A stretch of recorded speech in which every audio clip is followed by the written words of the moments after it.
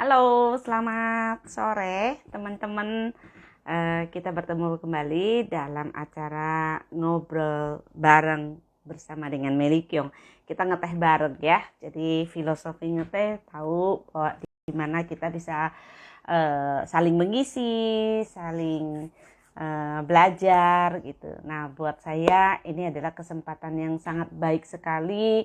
Jadi saya bisa belajar banyak hal dari teman-teman yang menurut saya sangat mumpuni dalam memberikan informasi-informasi ya. Nah, situasi sekarang ini seperti yang teman-teman ketahui bahwa COVID itu semakin meluas ya. Jadi kita memang selain menjaga prokes, kita juga perlu loh menjaga bagaimana kesehatan secara psikis ya. Jadi hari ini kita akan ngobrol sama sahabat saya, nanti Mbak Diah bersama dengan suaminya.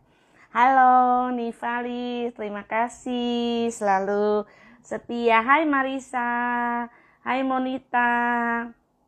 Ya, mudah-mudahan nanti kita belajar banyak ya, karena saya nggak tahu daerah-daerah lain gimana. Saya dengar Kudus, Madura itu hampir merata ya. Dan Jakarta ini juga lumayan tegang ya sekarang, lumayan banyak ya. Jadi ini tuh luar biasa. Nah, ini Mbak Dia sudah join sama kita. Kita panggil ya sama Mbak Di, kita panggil Mbak Dia.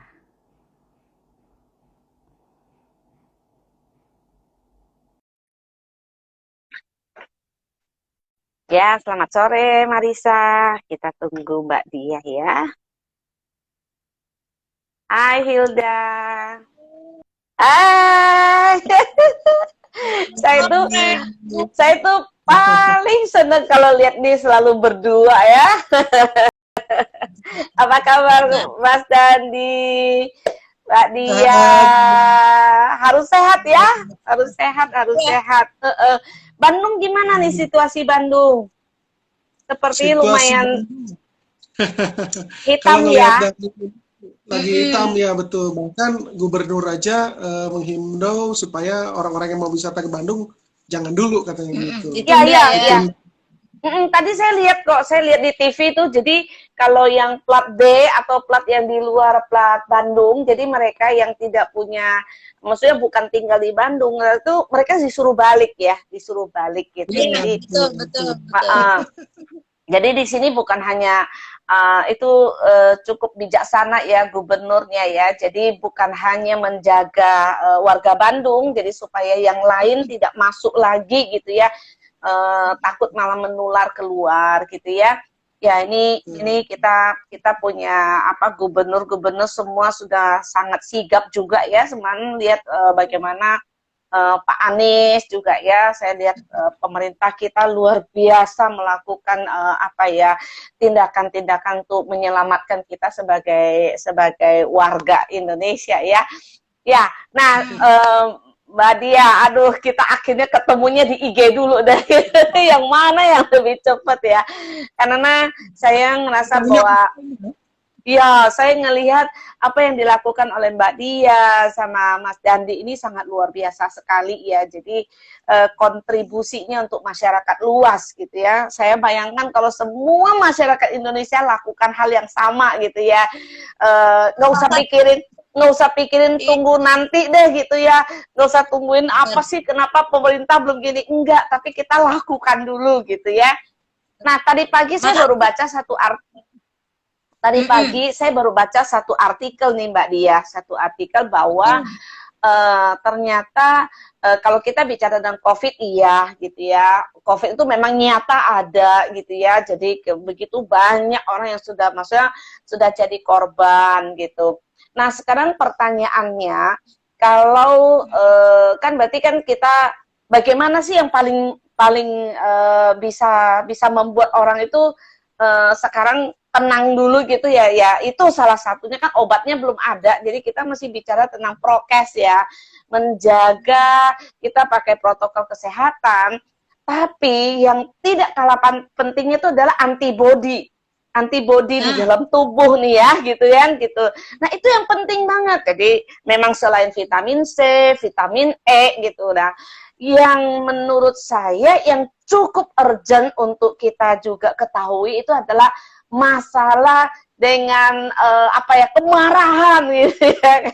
Kemarahan, bagaimana orang tuh bisa ini tentang manage emosinya gitu. Jadi saya pikir ini ahlinya yang harus bicara nih gitu ya. Kenapa sih, mungkin boleh jelaskan kepada teman-teman apa sih yang dimaksud dengan anger management itu gitu. Siap, Silakan. siap. Jadi gini Bu Meli, kita pertama-tama tuh gini, ada dibedakan adalah antara marah dan marah-marah gitu ya. Itu dulu. Oke. Marah dan marah-marah ya. Ya. Kalau marah itu adalah jenis emosi. Itu namanya jenis emosi yang semua orang punya. Siapapun punya itu. Gitu. Itu adalah ekspresi emosinya. Nah, cara mengekspresikan tiap orang berbeda-beda gitu. Sebetulnya sebenarnya yang terjadi saat ini ketika COVID-19 dengan pandemi ini, apa yang terjadi? Orang kita dalam pengekspresian emosinya itu tidak terlalu luas skupnya, tidak terlalu banyak gitu. Ujungnya itu banyaknya keluarnya adalah marah-marah gitu. Padahal bisa jadi, makanya kita bilang bahwa marah itu seperti anger itu seperti gunung es. Yang muncul ke permukaan itu hanya kecil, padahal di bawahnya banyak sekali, besar sekali. Apa yang ada di bawah itu? Apa yang ada di bawah itu udah berbagai macam emosi lain yang terlibat gitu. Jadi orang itu bisa jadi tingkah lakunya marah-marah, ekspresi marah-marah, padahal penyebabnya apa? Bisa jadi memang karena dia marah, bisa jadi karena dia kecewa, bisa jadi lagi stres, itu stres yang negatif, di stres atau gitu ketakutan luar ya. biasa. Nah, gitu. Berbagai macam hal, tapi muncul ke permukaan hanya marah gitu loh. Gitu. Jadi di dalamnya apa sebetulnya penyebabnya? Jadi banyak yang bisa terlibat gitu ya. Betul. Jadi anger management sebenarnya mengelola ekspresi marahnya. Gitu. Marah boleh. Ya, karena marah boleh, yang nggak Gitu. boleh marah-marah. Gitu. Atau marah berkepanjangan. Iya. Nah, Kayak gini, Bu Meli, saya lagi ngobrol sama Bu Meli, terus saya kesal sama Bu Meli, ya boleh-boleh aja dong, betul nggak? Yang nggak boleh itu saya depan mukanya, saya banting pintu gitu kan. Gitu. Jadi orang itu punya emosi, apapun itu diperbolehkan. Setiap manusia boleh mengekspresikan apa saja. Tapi yang jadi masalah, kita tidak terbebas dari konsekuensi dari apa yang kita ekspresikan gitu loh. Jadi kita itulah pentingnya anger management ya. Gitu. Anger management. Nah, ini menarik deh. Jadi yang kita selama ini kan mungkin ya masyarakat luas ataupun siapapun gitu yang berpikir bahwa emosi itu pasti negatif. Kan selalu bilang emosi, kamu jangan emosi dong gitu. Berarti kamu jangan marah dong. Kayak gitu ya sepertinya ya. Kalau kita mesti ini ya bahwa masyarakat itu tahunya seperti itu. Padahal bukan. Emosi itu macam-macam. Emosi salah satu emosi itu adalah marah, ekspresi gitu ya. Terus kalau misalnya dia emosi kan juga ada yang positif ya gitu. Misalnya kalau dia mengekspresikan emosi yang positif, kalau salah tolong diperbaiki ya. Saya soalnya kan juga saya belajar nih ya gitu. Nah benar nggak sih kalau ekspresi yang positif, maksudnya emosi itu ada yang ekspresinya positif? Betul banget. Betul. Jadi kalau kita bagi ada kuadran nih, Bu Meli, ada kuadran, kita membagi 2 kategori ya. Dia efek emosi itu terhadap badan kita. Itu dari yang plus sampai minus ya. Dan kekuatan energinya plus sampai minus juga. Jadi bayangkan kalau misalnya kita ada kuadran nih, dulu kita belajar tentang kuadran ya. Jadi plus berarti dia efek pada badan kita positif dan kekuatannya besar. Jenis emosi dia di kanan, badan efeknya atas. Dia positif ke kanan badan atas, kita. Ya, banyak. Jadi dia atas dan sebelah kanan. Apa aja? Energik, happy, yang meledak-meledak, meluap-luap, dan itu yang dinamakan girang ya, energik. badan kita. Happy. Tapi kalau kita terusin tuh, dia ternyata efeknya pada dia, efeknya berarti di bawah. Efeknya dia energinya rendah, gitu ya. Energinya rendah tapi efeknya positif. Salah satunya apa? Relax ya, rebahan. Energinya nggak ada kan, dia diem, tapi masih positif buat kita kan. Oke, ya. Tapi energinya sedikit, gitu. Tapi kalau orang meditasi gitu ya, meditasi kan diem aja gitu ya, tapi positif gitu ya. Tapi secara energi gerak dianya tidak banyak. Energinya, kekuatannya dibanding yang tadi kan. Kalau tadi kan happy, antusias, girang gitu ya. Kita lanjutin, bayangin juga ya teman-teman di IG ya. Nah berarti kalau di bawah kan minus. Nah kita bergerak ke kiri. Ke kiri berarti kalau tadi efeknya, kekuatannya ya Pak Dandi ya, kekuatannya dia adalah plus ya. Terus kalau di sini berarti minus. Betul. Kekuatannya kecil dan efek pada badannya negatif. Kekuatannya kecil, energinya kecil, tapi efeknya ternyata negatif. Apa? Sedih. Kita murung, kecewa ya. Nah itu kan rasanya kita low bad, lagi low bad. Nah kalau sedihnya dipelihara terus menerus, efeknya ternyata negatif. Ke badan negatif gitu. Juga habis. Energinya habis dikit. Nah kita gerak lagi, ternyata efeknya dia negatif, tapi kekuatannya gede banget. Berarti yang sebelah kiri tuh. Kiri atas. Dia kiri atas ya. Yang tadi ya happy, girang, antusias, excited, apa? Salah satunya marah. Nah emosi marah. Energinya gede banget, powerful gitu ya. Tapi efeknya sangat negatif untuk badan kita. Kebayang ya kalau kita nggak punya ilmu untuk mengelola energi yang demikian besar, dan ternyata kalau nggak bisa kelola, ternyata efeknya sangat negatif buat badan kita. Makanya kenapa ilmu anger management adalah supaya kita bisa mengelola energi kayak avatar. Sebenarnya oke. Sebenarnya semua itu kan tergantung kita ya. Jadi kita yang bisa, saya pengen pilih kuadran yang mana nih gitu kan ya, gitu. Bagaimana kita memaknai satu itu tergantung ke kita sebetulnya, gitu. Nah, namanya psikosomatis, Bu Meli. Psikosomatis itu apa yang terjadi di psikis ngaruh ke fisik kita. Nah, yang tadi kata Bu Meli ya, imunitas. Betul, ya. Imunitas. Nah, itu tadi begitu emosinya kita tadi bermasalah, dan padahal emosi itu adalah energi. Tadi hukum kekekalan energi tidak bisa dihancurkan. Gitu. Kan kita mau ngancurin energi nggak bisa. Tapi dia menjadi bermanfaat ketika kita mengalirkan. Nah, begitu juga dengan ini. Emosinya itu nggak bisa kita hancurkan. Tapi kalau kita alirkan dengan baik, nggak jadi masalah, malah jadi bagus gitu. Itu. Gitu. Luar biasa sekali ya. Gitu. Bukan kan kebanyakan sekarang kalau orang gitu ya, itu banyaknya kan memendam, meredam, mencoba melupakan gitu. Time will heal katanya gitu. Nah, kayak gitu-gitu padahal enggak. Ini ada suhu nih, ada suhu Nengshu nih. Nanti boleh ketemu nih sesama Bandung nih. Suhu tuh ada di Bandung. Nanti boleh ketemu tuh. Nah, ini suhunya kami tuh suhu gaul banget. Ya, nah, kalau udah ketemu sama suhu ini pokoknya plus semua gitu.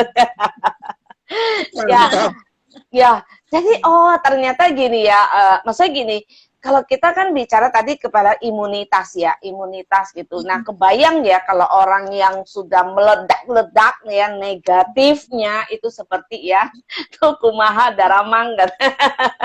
Ya, jadi sampun gitu ya. Nah, jadi gini, kalau kita lihat gini, kadang ada orang ya, maksudnya kalau mau kita bicara kalau dia emosi banget itu makanya bisa sampai kena sakit darah tinggi, sampai stroke gitu ya, karena tadi ya energi yang begitu besar tapi dia nggak bisa mengalirkan sebenarnya ke situ ya, gitu ya. Betul. Ya, kira-kira ya misalnya kayak gini, apa yang misalnya caranya nih sekarang kita masuk ke dalam caranya, kan kita bicara tentang manajemen gitu ya. Jadi kalau orang nggak mengerti, nah sekarang kita nih harusnya seperti apa gitu. Kalau misalnya kalau kita punya energi yang negatif, kita bicara yang energi negatif deh ya. Kalau yang positif saya rasa sih udah nggak perlu diomongin deh, kan pasti udah tahu deh kemana gitu ya. Nah yang negatif ini apa yang harus dilakukan Mbak Dia sama Pak atau Mas Randy? Sebenarnya yang satu itu adalah kenal diri dulu.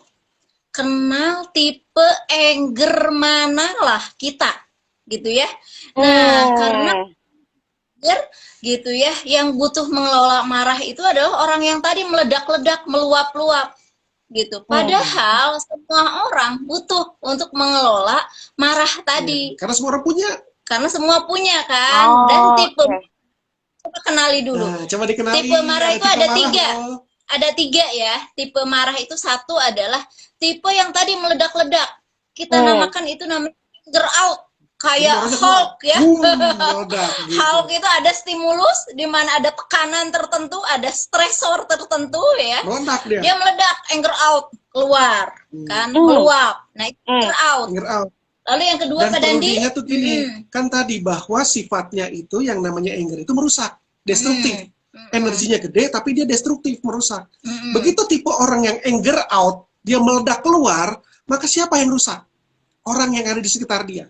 Keluar, di luaran dia yang rusak, dianya nggak kenapa-napa. Gitu. Ada tipe yang kedua, yaitu anger in. Anger in adalah ketika meledak, tapi meledaknya keluar, meledaknya ke dalam, ditelan sama dia, ditahan gitu. Nah, meledak, ini itu kan meledak, energi gitu. madah adalah energi api. Kan panas ya, kerasa tuh kalau kita itu tuh nggak ada adem kan kalau kita lagi ngambek, lagi kesel ya, lagi ilfeel gitu ya. Karena ini juga marah itu tema emosi ya. Ada turunan-turunan emosi kecilnya ya. Mulai dari terganggu, tersinggung, kecewa, ilfeel, sakit hati, dendam, benci, memusuhi, itu tema marah.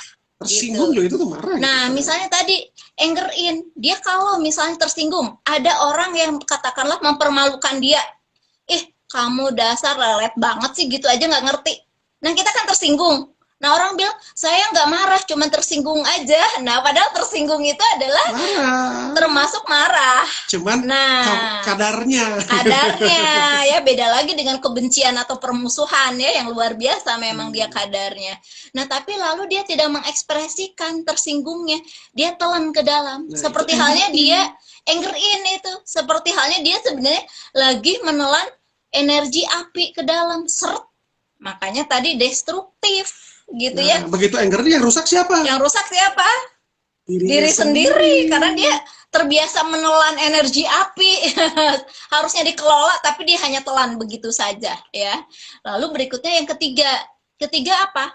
Sometimes menghadapi sosok-sosok yang powerful, yang superior, seperti halnya siapa? Bisa jadi dia adalah superior untuk seorang istri, biasanya suami, orang tua, mertua. Kalau dia di kantor siapa? Bos, pimpinan, kakak senior. Dia anger in.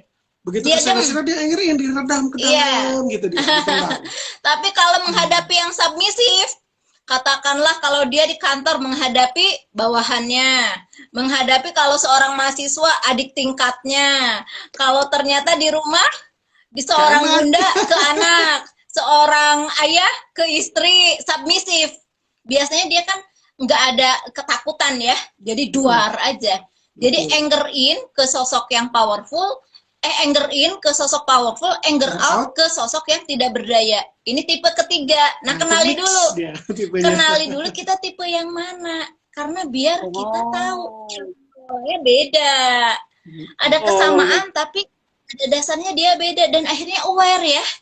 Gitu, akhirnya aware. Oh, saya tipe 1. Ayo yang di sini sharing nih, bisa nih teman-teman. Terima kasih. Meledak katanya, pas kemarin katanya dia apa di Samsat katanya. Oh iya, tipe 1 berarti anger out ya.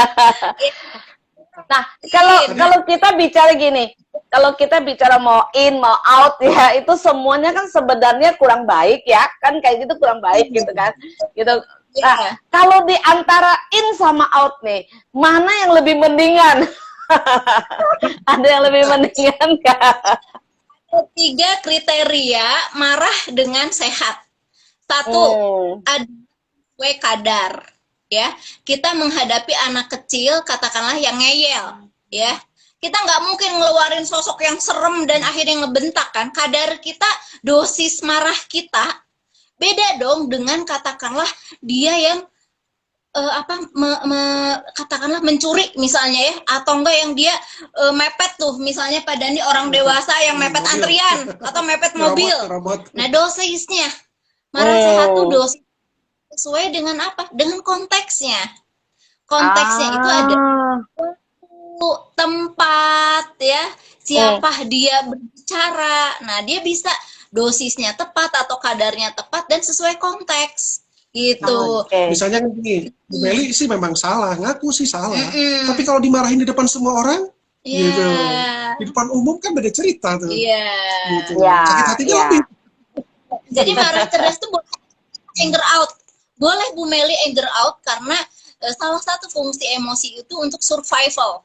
Untuk survival tuh apa? Untuk bertahan hidup, membela ya, membela diri. Katakanlah tadi hak kita ternyata tuh ada yang ngambil gitu ya, ada yang nyerobot nih nomor antrian kita tanpa sopan santun.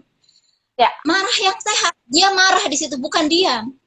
Jadi boleh dong kita tapi kadarnya yang nggak sampai nggak sampai merusak diri dia, merusak orang lain atau merusak properti, kan itu udah marah nggak sehat ya, destruktif. Tapi akhirnya Mbak, saya sudah duluan di sini, maksudnya apa nih nyerobot? Suara kita pasti kan intonasinya lebih tinggi dong, itu sehat karena saat itu dia survival, mengekspresikan ya gitu ya. Anger out, tapi tadi dosis tepat dan konteksnya tepat kan. Pada saat itu saya bela diri, saya ini antrian nomor 5, Mbak nomor berapa? Nah, kan kita rada ngegas ya sedikit ya, apalagi dengan yang ekstrim ya. Misalnya anak kita ada yang menyakiti, pasangan kita menyakiti, atau orang tua tuh. Orang tua kita disakitin, kita nggak mungkin diem kan? Pasti melakukan sesuatu dan itu butuh marah. Butuh ada marah, tapi marah dengan konteks, kadar yang tepat ya pada dia. Ada yang mau ditambahin marah sehat apa sih kata Aristoteles tuh? Gimana? Jadi Aristoteles sudah bilang tuh bahwa marah dengan cara yang tepat itu susah. Marah ke sembarang orang itu gampang.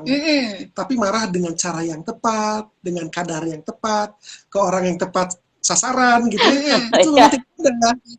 Bisa belajar ya. Bisa dipelajari. Bisa belajar. Gitu. Jadi kayak tadi yang Bu Dia sampaikan, sebetulnya nggak ada masalah anger in atau anger out tadi gitu ya. Tapi cara pengekspresian yang utama. Nah, disinilah kita belajar bagaimana mengekspresikan. Nah, di sini ada yang namanya asertivitas. Cara mengungkapkan. Jadi kita mengungkapkan isi kita, tapi tetap menjaga harkat dan martabat. Harkat dan martabat siapa? Diri kita sebagai orang yang merasa marah, karena kan pada ujungnya juga kalau kita ngamuk-ngamuk gak jelas, itu yang bikin malu siapa sih? Ya diri kita sendiri juga kan? Iya, betul. Yang kedua adalah marah dengan terhormat ya. Marah dengan terhormat ya. Tetap dengan santun gitu, kayak gitu. Tadi kali marah dengan ramah kan, kalau kata Suhu. Ini Suhu. Nanti Dani sama Madia kalau ketemu sama Suhu itu nggak akan ada marah-marah, yang ada dimarah-marahin. Ya, ini kata Suhu gini nih, ada orang yang kalau dia marah tapi dia nggak ngaku gitu, siapa yang marah gitu. Nah ini kayak gaya Suhu, tadi saya melakonkan gayanya Suhu, siapa yang marah gitu. Ya, nanti pokoknya udah punya itu deh, nanti punya satu pasien sama Suhu nanti ya di Bandung ya. Oke. Jadi yang kedua apa tadi? Bagaimana kita mengungkapkan kemarahan itu ya. Terus yang keduanya apa tadi? Iya, jadi kita akhirnya kan kenali akhirnya diri kita, mengungkapkannya dengan cara yang asertif dan lihat result.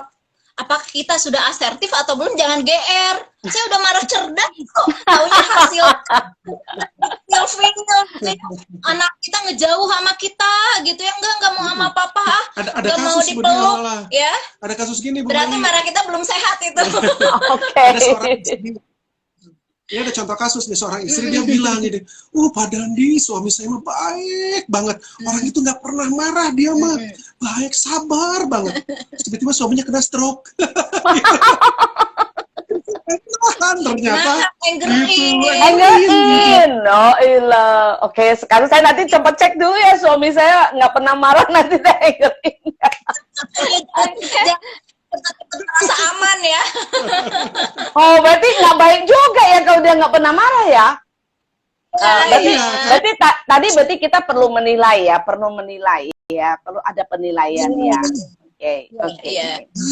Ada cara untuk mengalirkan emosi, berarti ada caranya. Baru kita how to ya. Oke. Aduh, seru banget ya kalau bicara tentang emosi ya.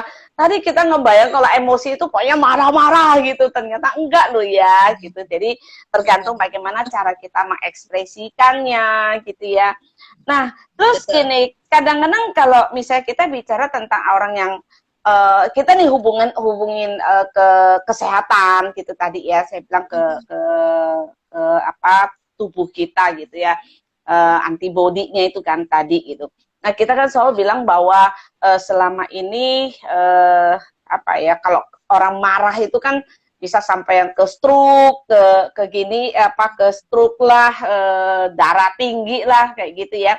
Nah, terus bagaimana ya caranya gitu ya? Kadang-kadang orang itu kan ya kan tadi udah dengar dari Teh Dia nih, banyak banget sebenarnya cara-cara untuk kita mengenali kayak gitu ya. Nah, sedangkan karena kita cara untuk mau menyampaikan kepada orang gitu bahwa ada loh nih yang emosi ini yang kurang baik gitu ya misalnya. Nah, gimana caranya untuk kita mestinya menyadarkan kepada orang lain gitu ya bahwa anger management itu perlu loh gitu. Nah, gimana caranya gitu Teh Dia? Tadi pertama kalau kaitan dengan ini ya kesehatan gitu ya. Jadi ternyata ada juga penelitian di Harvard, ini penelitian dari Herbert Spencer ya, gitu. Jadi dari Herbert Spencer itu dia penelitian, ternyata dari hasil penelitiannya 90% penyakit fisik diawali oleh masalah psikisnya. Ternyata tuh gitu. 90. Betul, 90% ternyata tuh dari hasil ini dari Harvard penelitiannya. Dia bilang gini, jadi bahwa ternyata ketika orang sakitnya sakit fisik, terus kena juga psikisnya, jadi lebih berat sakitnya ternyata. Gitu. Ternyata itu. Berarti kita kadang-kadang sering, saya rasa ini mungkin ini berarti suatu riset yang sangat bagus banget ya. Karena kita lihat orang ya, ada yang dia makannya udah sangat hati-hati, dia jaga sekali gitu ya. Saya pernah itu ada teman senam ya, teman senam dia pokoknya jaga kesehatan itu luar biasa sekali. Makannya sangat dijaga sekali, dia olahraga tiap hari, namanya olahraga tuh gak pernah dia putus gitu. Tapi tiba-tiba ini benar-benar satu berita yang sangat luar biasa, tiba-tiba dia kena kanker otak gitu ya. Jadi ya mungkin ini adalah sesuatu yang ya kita mungkin bicara tentang yang ke dalam itu tadi ya gitu ya. Tapi ada juga memang penelitian yang berkaitan dengan kanker. Jadi ini dari Michael Burry penelitiannya. Dia meneliti kaitan antara marah dengan memaafkan dan bagaimana orang forgiveness-nya, ini penelitiannya dia tentang forgiveness dikaitkan dengan penyakit kanker tadi. Dari hasil penelitian si Michael Burry ini, ternyata 60% ya Bu Dia? Ya, 60%. 60% itu ternyata bahwa orang yang mengidap kanker nih ya, 60% mereka bermasalah dengan memaafkan, dengan forgiveness. Ternyata ada maafin gitu ternyata tuh. Dan itu bisa di badan kan? Ya ngaruhnya ke badan tadi gitu. Jadi ya buat badan kita gitu. Ya. Itu penelitiannya dari Michael Burry itu. Dari Michael Burry, betul. Jadi kita pun ada ini tentang how to ya, tentang teknik ya untuk mengalirkan energi tadi tuh Bu Meli. Ya. Jadi ada namanya konsep 4A. Jadi itu 4A itu mengalirkan energi Halo. energi salah satu marah ini. Kayaknya agak freezing ya. Iya, ini agak-agak freeze ya. Mbak ini, Bu ya. Meli. Balik lagi. Coba diulang lagi. Tadi agak-agak freeze tadi. Iya. Gimana 4A ini Pak Dandi? Ada konsep 4A dalam mengalirkan emosi. Jadi emosi itu bukan diredam, bukan dipendam, bukan dilupakan, bukan diperhalus gitu. Atau dialihkan. Banyak orang kan mengalihkan gitu. Lagi marah, kesel, ke toilet, gosok toilet gitu. Nah, itu kan mengalihkan gitu. Nah, padahal ada cara mengalirkan 4A. A pertama apa? Aware. Sadar. Nah, jadi kita tuh harus sadar dulu. Sebetulnya emosi apa yang kita rasakan? Oh, saya tuh marah. Nah, harus sadar kejadian apa yang bikin saya marah. Siapa saja yang terlibat dalam hal itu. Gitu. Jadi kita aware itu pertama harus sadar apa kejadiannya, ya. Kemudian siapa saja yang terlibat, waktunya kapan waktu itu, dan kita harus sadar, oh jadi ini tuh emosi apa?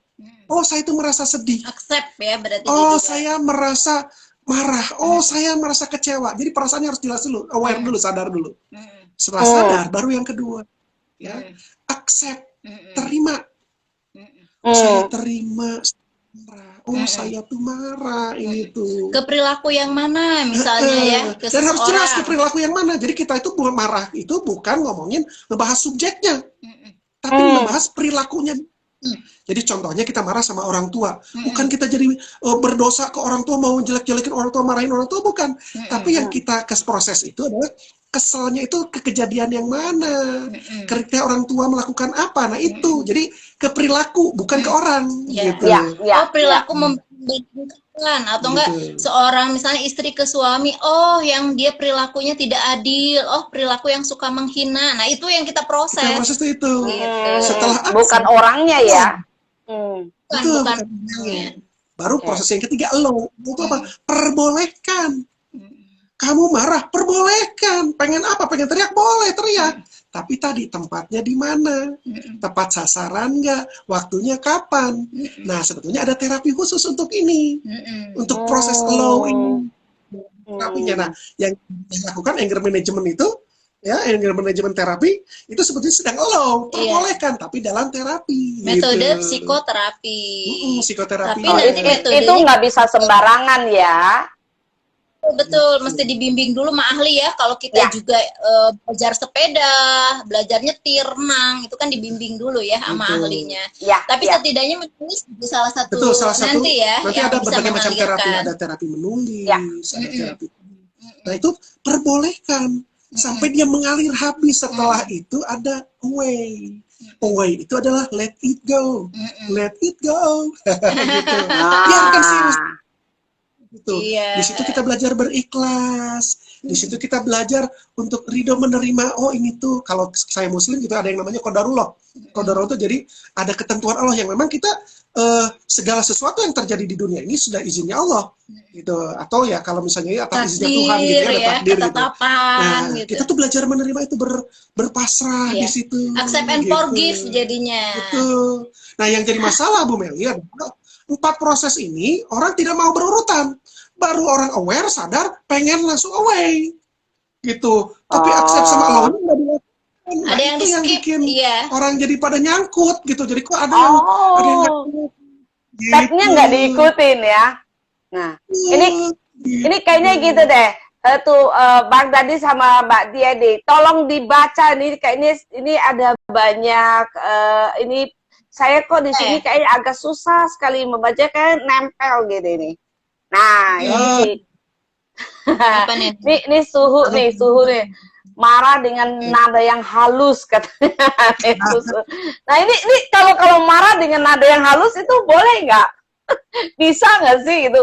Itu apa nggak jadi kayak pura-pura gitu? Jadi akhirnya malah ekspresinya ketahan gitu, marah dengan halus. Gimana caranya ya? Betul. Sebenarnya gini, kan ekspresi emosi itu tergantung budaya. Budaya orang yang Sumatera Utara ya dengan katakanlah orang Bandung, orang Solo, Jogja pasti beda ya. Gitu. Jadi pasti beda dong dari intonasi, dari volume, dari bahasa tubuh ya. Kita pun tahu bahwa itu adalah budaya. Hanya ini efektif atau tidaknya, efektif dan positif impact-nya seperti apa? Satu, kalau marah kita halus dan sehat, berarti pesan kita sampai diterima tuh oleh ini ya, mitra bicara kita. Dia tahu bahwa dan dia pun nyaman tuh ngeresponnya. Gitu. Lalu berikutnya kalaupun dia nanti berupa teguran dari kita, dia tidak mengulangi karena efektif jadinya dan kita sehat. Jadi efektif, pesannya kena, lalu dia misalnya katakanlah tidak mengulang lagi, efektif, tujuan komunikasi kena ya, karena emosi itu kan salah satunya berperannya sebagai komunikasi ya, biar nyambung, biar dia paham kebutuhan saya, dan akhirnya kita pun nggak nyesek, nggak tiba-tiba udah ngomong halus, tiba-tiba kesel.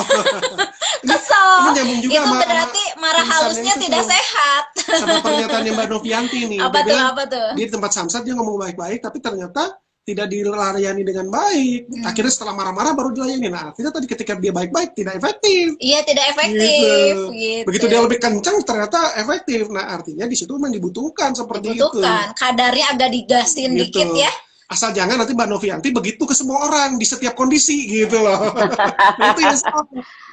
Ya kadang-kadang mungkin waktu kita ekspresikan gitu ternyata itu membuat penilaian orang ke kita malah jadi negatif juga ya gitu. Jadi kembali lagi di mana kita menempatinnya, terus bagaimana caranya kita mengekspresikannya itu juga sangat penting banget ya seperti itu. Ya ini kata Suhu anger in nih, anger in itu anger in, anger out itu ya. Jadi karena Suhu ini kan selalu bicara tentang meditasi ya, breathing in, breathing out, lama-lama stop break.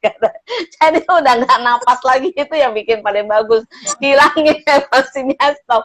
Ini kayaknya Suhunya kalau diundang untuk ngobrol seru nih, kita ajak ngobrol ya, gitu ya. Suhu ya, kita ajak nih. Nah, kita ajak Suhu ngobrol nih, seru nih gitu. Ya, kalau bicara tentang emosi memang nggak apa ya, banyak yang memang tidak menyadari ya, memang terakhir-akhir ini apalagi situasi sekarang pandemi ya, jadi banyak pemicunya ya, masalah ekonomi, masalah yang kena PHK kayak gitu ya. Jadi kehadirannya Mbak Dia sama Mas Dandi itu sangat dibutuhkan gitu ya. Jadi dengan ilmu-ilmu seperti ini kan minimum kita tuh mengerti gitu ya bagaimana caranya. Nah, cuman nanti mungkin praktek-prakteknya yang lebih sederhana lagi gitu ya, mungkin sehari-hari bisa kasihin sedikit aja, yuk hari ini kita belajar untuk meluapkan emosi kita dengan cara yang seperti ini gitu. Nah mungkin itu bisa di share ya, nanti mungkin Mbak Denti ya bisa kasih ke saya sedikit-sedikit, jadi nanti kita bisa re-share gitu supaya ini. Oke, mungkin boleh baca lagi nih, itu kata Marisa itu 1, 2, 3 nih. Apa juga nih Pak Dandi? Nah, ini Novianti langsung dapet tuh, 4A-nya tuh keren banget gitu ya. Kalau di rumah boleh nggak? Sebenarnya tadi ya, karena kalau menurut saya sih selama marah kita bermartabat ya, karena bisa juga marah itu untuk mendidik. Kan peran kita orang tua nih gitu ya. Oh berarti kita nggak boleh marah ke anak gitu ya, nggak boleh marah dong suami ke istri, istri ke suami. Tapi tadi selama marahnya cerdas, selama marahnya bermartabat, dan bisa juga tujuannya marah itu untuk mendidik. Misalnya apa? Misalnya lagi anak kita memang udah 10 tahun ke atas, dimana dia sudah tahu dong betul atau salah ya. Kita mengacu salah satu psikologi perkembangan Kohlberg gitu ya, dibilangin bahwa anak 10 tahun ke atas tuh dia sudah bisa membedakan perilaku baik dan buruk. Katakanlah dia tidak bertanggung jawab terhadap kesalahannya, misalnya dia sudah ngambil gitu ya barang kakaknya tanpa izin, misalnya dari kamar. Nah itu kan udah perilaku yang indisipliner ya, perilaku yang udah melanggar moral. Kita nggak bisa dong ngediemin karena kita jaga marah kan, nggak boleh marah. Padahal konteksnya tadi gitu ya, tujuannya jelas-jelas di sini adalah anak sudah melanggar moral, dia melanggar hak orang lain. Nah ini marah mendidik, jadi boleh banget mendidik. Tapi seperti apa caranya dan tempatnya? Kita tiba-tiba manggil misalnya si Ade terus marah-marahin di depan anak-anak yang lain gitu. Tapi kita salah satunya tempatnya misalnya dengan hanya private sama si adik gitu ya, dengan cara yang santun tentunya ya, nggak kayak kita meninterogasi seorang maling gitu. Katakanlah dengan santai kita menyampaikan bahwa mamah kecewa, dan yang mamah kecewa adalah bukan adek itu banyak sisi kerennya, adek gini, tapi kok mamah misalnya kecewa karena kamu ngambil barang kakak tanpa izin. Jadi saya kecewa kamu melakukan ini. Gitu. Jadi kita feedback perilakunya gitu, dan mama terus terang kecewa, juga terus terang misalnya kesal gitu, dan wajar sih kakak kesal. Nah, jadi akhirnya di situ konteksnya marah mendidik. Efektif dan positif, si ade akhirnya tidak lagi mengulangi perbuatan itu gitu ya, tapi sama kita tetap dekat, dia nggak ilfeel.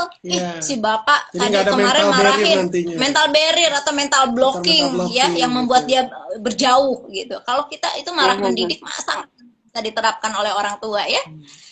Oke, berarti bisa kayak gini nggak Mas Dadi sama Mbak Dia gitu, kalau kita bicara tentang marah itu tadi, kalau marah yang membuat seseorang tuh menjauh dari kita, berarti bisa nggak kita nilai bahwa itu adalah marah yang nggak sehat? Yes, karena itu salah satu efek. Betul, salah satu efeknya seperti itu. Caranya belum pas tuh. Caranya ada yang belum pas, harus Walaupun marah kita sebenarnya adalah marah yang mendidik, karena kita tahu bahwa apa yang dilakukan oleh orang itu tidak baik gitu. Walaupun maksudnya saya marah gitu karena saya tahu bahwa orang itu melakukan sesuatu yang nggak baik, tapi dia tidak bisa menerima gitu ya, dan akhirnya dia merasa jadi itu menjadi marah yang tidak berdampak baik ya gitu ya. Betul. Oke. Tetap gini, kalau konteks kita parenting, ini Bu Meli jagoannya parenting ya, tapi saya menambahkan, tadi kan kita tujuan marah mendidik adalah melakukan koreksi. Lihat anaknya tahun ke atas, di mana dia sudah tahu perilaku yang salah dan yang benar yang mana. Nah, untuk melakukan tindakan koreksi, supaya itu menjadi efektif dan positif, satu, pastikan koneksi antara kita dengan anak baik. Tagline gitu ya, lakukan koneksi sebelum koreksi. Artinya apa? Pastikan dulu tuh kita tuh punya tabungan hubungan yang positif dengan anak-anak kita. Jadi dia tuh udah nyaman dengan kita. Lakukan koreksi sehingga dia tahu, oh maksud ibu tuh malah peduli ke aku, karena kita punya tabungan yang positif di anak itu gitu. Nggak hanya kita punya tabungan positif, suka mengapresiasi gitu, selain melakukan koreksi. Kalau misalnya yang kalau salah dimarahin, ketika benar juga harus dipuji. Jadi tabungan emosional kita positif ke anak. Gitu. Jadi gini Bu Meli, kita punya sesuatu yang baik, tapi caranya tidak pas, tidak bisa tertangkap dengan baik sama orangnya. Gitu. Jadi nggak ada manfaat juga jadinya ya, gitu ya. Nah, terus kita tadi nih bicara tentang parenting nih, bicara tentang tabungan tadi ya, tabungan. Kalau misalnya kita jadi ibu yang setiap hari selalu negatif terus, ya jadi walaupun kita ada niat yang positif untuk mendidik si anak itu tadi, itu akan tertutupi ya karena terlalu banyak tabungan negatif itu ya, kira-kira ya seperti itu ya. Betul banget Bu Meli, betul banget gitu. Jadi makanya kita pastikan, kok saya kan udah marahnya tadi marah yang mendidik, tapi kok nggak efektif juga. Nah, pastikan cek dulu saldo kita ya, saldo nah, kalau saldonya ternyata minus ya susah. Balikin dulu aja ya kalau istilahnya tadi kita tuh ada yang namanya EBA, emotional bank account. Jadi kita nabung emosi apa nih ke orang? Kita nabung yang negatif, ya kita withdraw nanti yang negatif juga. Gitu. Pantesan nih. positif. Ini pantesan ini banyak ayah-ayah yang curang nih ya. Ayah-ayah itu kan jarang marah-marah tuh sama si anak tuh ya, gitu ya. Jadi tabungan yang nggak marah-marah, begitu dia marah, langsung anaknya langsung nurut tuh ya, kayak gitu ya. Berarti ini nggak bener nih ya Kak Dia itu ya, Mbak Dia ya gitu. Oke, ini banyak yang sorry Suhu kebetulan lagi mau doain orang yang meninggal ya. Jadi dia tidak bisa bergabung sama kita. Tapi ya nanti mungkin kapan-kapan Suhu juga bisa ngajak IG ya, nanti ya Suhu bisa ajak. Suhu itu salah satu ya caranya Suhu untuk mengajak kita berbuat banyak kebaikan itu dia lewat IG ini. Jadi Suhu itu luar biasa sekali ya. Jadi selalu partisipasi gitu, karena Suhu selalu menganggap bahwa menyadari lah bahwa kebaikan itu mesti terus kita sebarkan gitu, seperti Mbak Dia sama Kang Dandi yang sangat luar biasa sekali ya gitu. Nah ini ada pertanyaan dari Rahma nih, dari Rahma tuh maksud tipe yang ketiga tadi apa ya gitu. Jadi kan ada satu tipe yang ketiga itu apa tuh? Yeah. Jadi ada anger in, ada anger out, ada anger mix. Oke. Kalau anger mix itu berarti dia memilih ya, gitu ya. Kalau yang anger out itu berarti dia menekan yang lebih lemah ya. Iya. Oke. Anger mix jadinya ya. Oke. Bukan es krim aja yang bisa di mix loh ya Mbak, gitu ya. Aduh, lucu deh bener-bener. Ini ada lagi si Novianti bilang thank you dengan 4A-nya itu keren banget ya. Jadi sekali lagi memang betul, jadi kita mesti lewatin proses ya. Nggak bisa tiba-tiba satu langsung penutupnya di terakhir gitu, nggak bisa ya. Jadi tetap harus lewatin bagaimana kita aware dulu, kita sadari dulu gitu ya tentang amarah kita ini. Saya ini lagi marahnya karena apa gitu, sadar dulu kira-kira seperti itu. Oke, ada lagi nih yang mau bertanya nih, mumpung nih. Ini saya panutan buat saya nih, suami istri bisa selalu kompak dan sangat luar biasa sekali ya. Gitu. Jadi nah ini sambil tunggu orang yang bertanya, saya mau nanya nih, kalau Mbak Dia sama Mas Dandi itu kalau marahnya kayak apa sih berdua nih? Kalau udah ngerti tentang anger management, kalau mau marah kita susun dulu strategi nggak sih kalau tuh marah? Bener. Pernah marah nggak? Wow. kita itu partner membesarkan anak kandung. Partner membesarkan juga anak asuh, karena ada duta kesehatan mental muda nih. Kita ada 60-70 orang. Membesarkan perusahaan juga. Jadi kita banyak beririsan, banyak berurusan, otomatis berantemnya juga jadi lebih banyak ya. 24 plus gitu ya. Dulu saya tipenya mendem, atau saya tipenya nyindir ya. Dulu saya mungkin yang mix ya. Jadi kadang saya ke Pak Dandi nggak berani, tapi saya nyindir. Oh gitu ya maksudnya, ya udahlah gitu. Atau ngomel gitu ya. Atau nyinyir gitu ya. Ayo gitu aja dia istri gitu. Nah saya suka gitu. Saya nggak berani konfrontasi langsung. Tapi akhirnya saya evaluasi, capek banget ya gitu ya. Capek banget. Sampai akhirnya ketemu ini, sampai di sini kita bukuin ya, izin nih ya, nih teman-teman nih. Sampai akhirnya dibukuin karena pengalaman kami. Sedangkan kalau Pak Dani tipenya gimana? Saya banyaknya tipe yang anger out. Iya, Pak Dani anger out. Kalau ngomong dia spontan, karena di keluarganya memang kan pola asuh juga mempengaruhi ya. Kalau saya tipe yang bermanis-manis tapi ngomel di belakang. Gitu. Saya cari aman di depan orang tua kan, atau enggak yang ini saya nggak berani, tapi di belakang saya suka ngomel gitu. Nah itu terbawalah ke pernikahan kami. Nah di sini kami juga menceritakan gitu ya, gimana sih ada 4 tipe yang tadi, ada kepribadian ya Pak Dandi, ada yang pasif, yang diem, pasif tuh agresif. Kalau agresif dia, kalau pasif tuh dia nggak berani ngomong kayak tadi tuh, cuman ngomongin, nyinyirin. Padahal yang dikira nyinyirin juga nggak berasa ya. Untungnya kan. Kan rugi ya sebenarnya ya. Betul. Ada orang jadi gini, kalau orang pasif dia cuma diem. Kalau orang agresif dia nggak berani ngomong tuh tadi pasif. Kalau agresif dia berani ngomong, tapi caranya bikin sakit hati. Oke. Orang pasif agresif dia nggak berani ngomong langsung, tapi tadi ngomong di belakang. Gitu. Pasif agresif, saya tuh pasif agresif gitu. Iya. Nah, yang benar adalah yang asertif. Asertif tadi, gitu. ngomong tapi dengan cara yang santun, gitu ya, marah dengan marah yang bermartabat. Akhirnya kami. Jadi kita membalans. Iya, balance. Budiah yang tadinya banyaknya pasif agresif, ditarik ke asertif supaya lebih berani langsung ngomong. Saya kalau terlalu eksplisit dan ternyata kata-katanya nyakitin, saya belajar ngerem itu. Dia belajar peka, saya belajar berani. Saya belajar trust gitu, bahwa Pak Dandi bisa menerima emosi saya. Kan banyak ya orang pasif itu atau pasif agresif karena emosinya insecure, Bu Meli. Dia takut emosinya ditolak.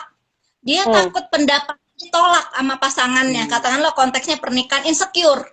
Nah, insecure itu kenapa? Karena nggak ada tabungan trust. Saya nggak percaya suami saya bisa nerima saya. Saya takutnya malah suami marah-marah. Nah, saya ngebangun itu dulu tuh kepercayaan diri. Tapi dia pun menunjukkan ternyata men-feedback bahwa dia menerima tuh emosi saya. Nah, tabungan trust saya meningkat, insecure saya menurun. Jadi akhirnya saya lebih asertif. Kalau Pak Dandi banyaknya belajar apa? Empati. Pak Dandi.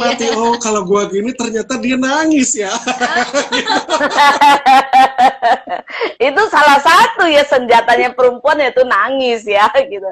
Ya ini menarik nih. Ini kayaknya nanti kita mesti punya sesi tersendiri nih sama pasangan ya gitu ya. Ya betul ya Mbak Dia beruntung ya kalau misalnya Mas Dandi itu bisa diajak untuk berdiskusi. Jadi kita mau penyesuaiannya seperti apa. Tapi kan kenyataan banyak banget itu perempuan-perempuan yang nggak punya kesempatan untuk melakukan itu gitu ya. Nah kalau kita bicara dari sisi perempuan gitu.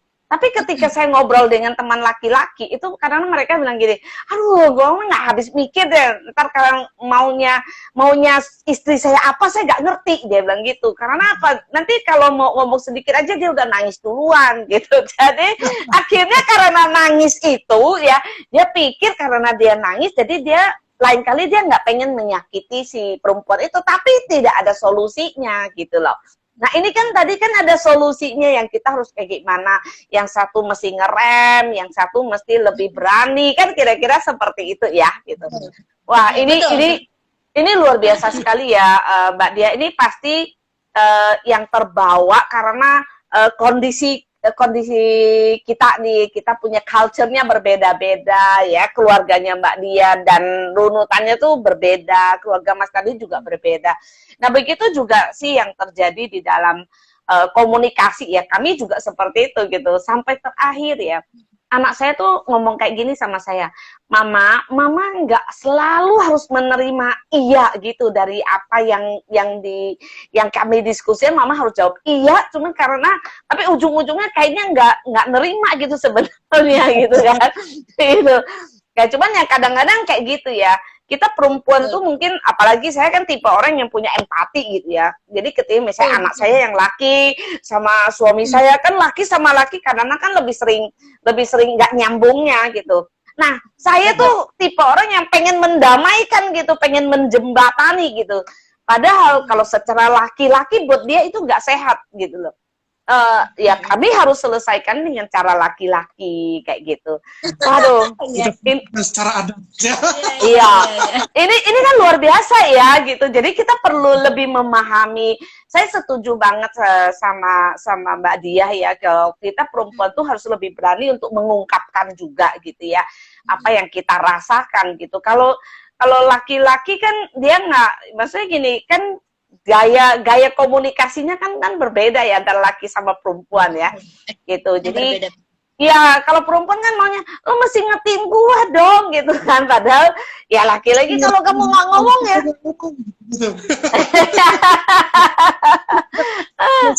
oke. Takut salah. Emang gua dukun apa? Ya. Oke.